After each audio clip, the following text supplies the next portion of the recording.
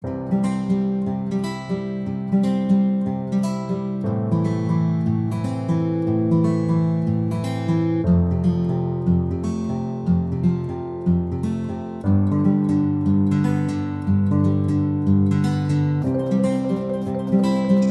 apa kabar semuanya? Perempuan hebat Indonesia. Jumpa lagi dengan saya Erna Bayu dalam channel YouTube Erna S. Bayu. Saya ingin menyapa teman-teman dari S1 Kebidanan, S1 Keperawatan, dan teman-teman dari kawasan Nusantara yang tergabung dalam komunitas Kain dan Kebaya Indonesia. Kali ini saya akan membahas tentang gejala Alzheimer. Namun sebelumnya jangan lupa like, comment, subscribe, and share. Oke, baik teman-teman yang terkasih, kita akan membahas tentang gejala Alzheimer. Gejala Alzheimer atau demensia pada tahap awal yaitu lupa nama, benda, dan tempat. Lupa dengan peristiwa yang baru saja terjadi atau percakapan yang baru saja diperbincangkan. Suka tersesat meski di lingkungan sendiri. Salah menaruh barang, misalnya menaruh piring di dalam lemari baju. Sering mengulang pertanyaan yang sama. Sering kesulitan dalam membuat rincian daftar belanja ataupun membayar tagihan. Mengalami perubahan suasana hati, misalnya dari senang menjadi sedih atau sebaliknya. Secara tiba-tiba tanpa sebab yang jelas. Tidak mau beradaptasi dengan perubahan dan enggan melakukan hal-hal yang baru. Tidak tertarik lagi terhadap aktivitas yang tadinya disukai. Sering menghabiskan banyak waktu untuk tidur di siang hari. Sulit membuat keputusan, mudah berburuk sangka, lebih banyak menghabiskan waktu di depan televisi daripada bersosialisasi dengan keluarga ataupun teman-teman yang lainnya. Pada tahap menengah, gejala ini akan lebih berat. Di tahap menengah ini, gejala Alzheimer yang sudah ada sebelumnya menjadi meningkat. Penderita perlu diberi perhatian ekstra dan mulai dibantu dalam aktivitas kesehariannya. Sulit mengingat nama anggota keluarga sendiri ataupun teman. Disorientasi dan rasa bingung yang meningkat. Misalnya, penderita tidak tahu di mana dirinya berada. Mengalami masalah dalam berkomunikasi. Perubahan suasana hati yang sering terjadi. Gelisah, frustasi, cemas, dan depresi.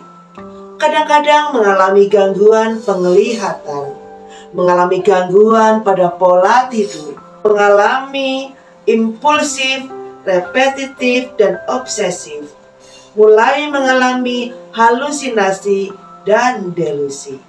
Sedangkan pada tahap akhir, di tahap ini biasanya penderita penyakit Alzheimer sudah sangat sulit untuk melakukan aktivitas sehari-hari secara sendiri. Mereka membutuhkan pengawasan dan bantuan secara menyeluruh. Gejala Alzheimer pada tahap akhir yaitu penurunan daya ingat yang sudah semakin parah. Tidak mampu berkomunikasi dengan orang lain, tidak mampu tersenyum. Halusinasi dan delusi yang memburuk membuat penderitanya menjadi selalu curiga terhadap orang lain. Bahkan curiga terhadap orang-orang yang ada di sekitarnya. Kadang-kadang bahkan berlaku kasar juga. Tidak mampu bergerak tanpa dibantu oleh orang lain. Buang air kecil ataupun buang air besar itu sulit disadari. Dan berat badan akan turun secara signifikan.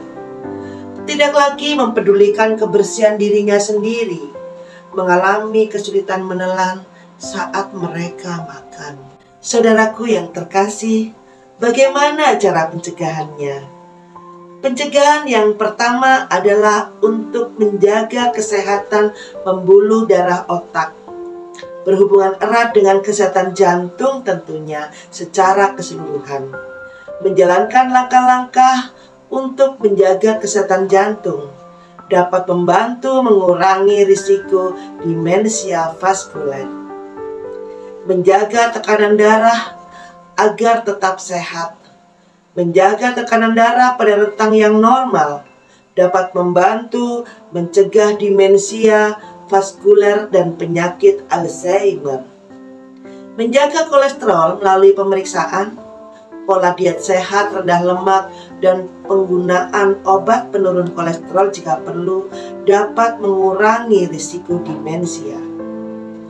Mungkin dengan mengurangi jumlah timbunan plak di dalam arteri otak, harapan kita seperti itu. Mencegah dan mengontrol diabetes. Menghindari diabetes dengan diet sehat dan olahraga adalah cara lain yang dapat dilakukan. Supaya apa? Supaya pengontrolan kadar glukosa dapat melindungi otak kita dari kerusakan pembuluh darah. Berhenti merokok. Merokok dapat menimbulkan kerusakan pembuluh darah dimanapun di dalam tubuh kita. Dan latihan olahraga fisik.